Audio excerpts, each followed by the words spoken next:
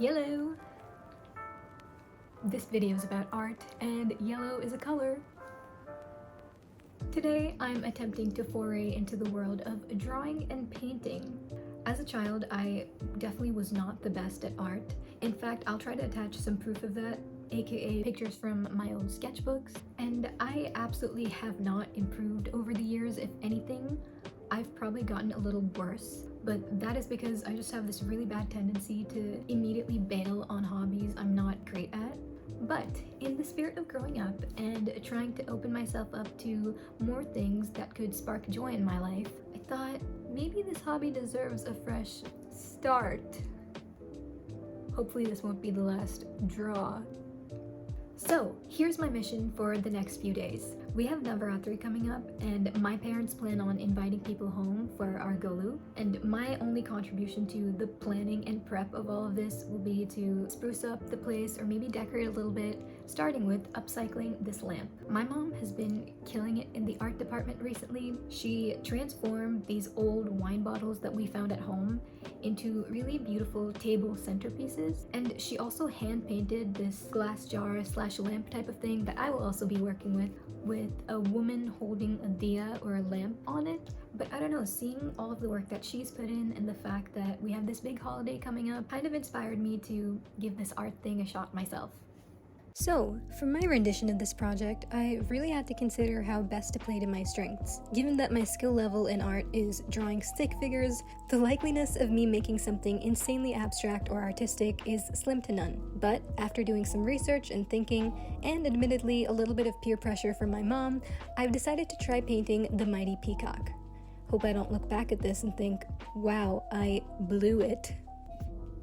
So as of right now, my lamp has been primed and I kind of have a vision for what I want the end result to be. My mom opted for a solid base color for her lamp, but I thought I'd try to switch it up by creating a gradient effect, kind of like a sunset vibe for mine. The other night, my mom and I tried working on creating that ombre effect, and I think it just objectively turned out a lot messier than we would have hoped, but alas, we must keep going. And those are pretty much all the updates I have for the time being, so on we go.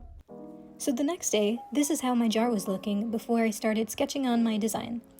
I whipped out this bad boy, aka a special pencil to begin drawing my peacock, and with these supplies and reference picture at the ready, I was ready to start winging it. Get it?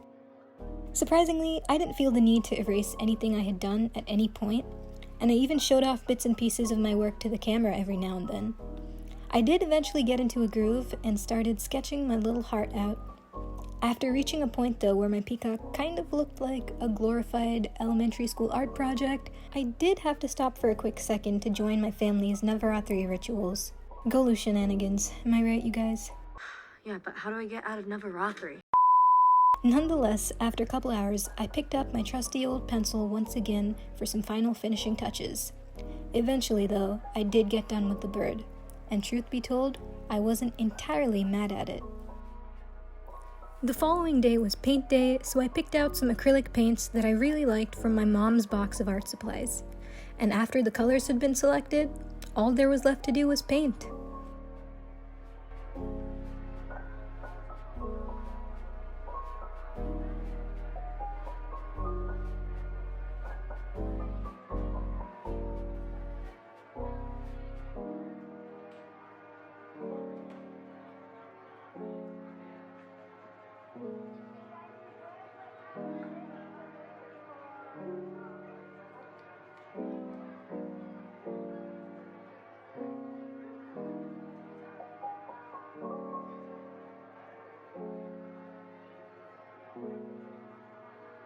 Once most of my painting had been done, I decided to go over everything with some black marker to add definition and clean up some small mistakes.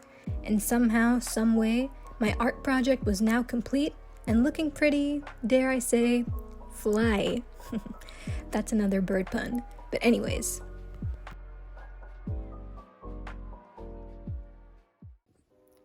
Alright, so it is the nighttime and I am lying in my bed avec la lampe, the completed lamp, here it is in all of its glory. And yeah, I just thought I would share some kind of final thoughts about this entire process. The biggest thing that I wanted to say was that I made so many mistakes along the way. If you look closely at some of these paint strokes, you can see that they're very sort of textured. Yeah, like there's a lot of little mess ups, and none of those were intentional. They weren't done for any like aesthetic purposes. I am just not the most precise or accurate artist. And over the course of these last few days, I've learned that that is more than okay. When I first started working on this, and when I just started painting like the initial base coat and all of that, I was messing up so much, and I looked at my mom and I was like, is it even worth continuing? Should I just bail on this? Like, this is such a mess. Who would want to look at it? And she just sort of stopped me and she was like,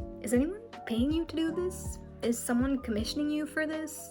And I was like, I mean, no.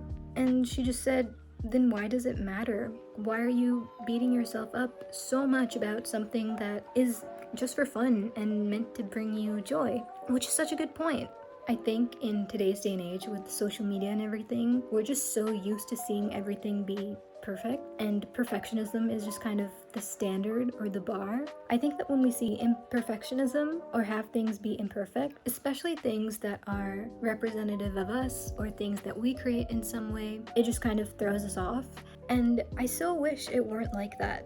So I hope that being imperfect, even if it's not celebrated, I hope it's accepted a lot more than it is now, because the fear of not being perfect or not being amazing, I feel like holds so many of us back from trying out so many different things, and that's something I'm trying to consciously unlearn. And the focus from now, especially when it comes to fun little hobbies like this, is just to have fun and do the best you can, but mostly focus on having a good time.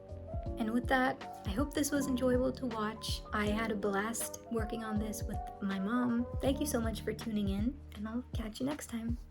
Bye.